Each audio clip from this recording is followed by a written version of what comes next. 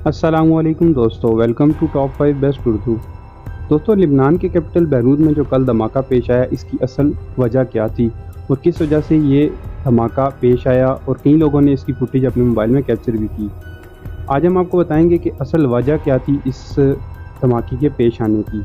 दोस्तों, कहा जा रहा है कि बोट पर एक बहरी जहाज़ आतिशबाजी का सामान लेकर वहाँ पर आया था।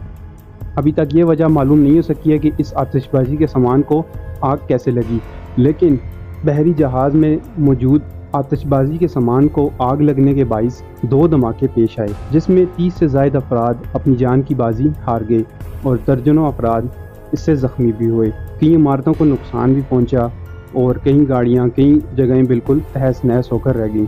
आपको हम कुछ फुटेज दिखाने वाले हैं जिसमें आप देख सकते हैं कि ये जो हादसा पेश आया ये कितना ख़तरनाक था।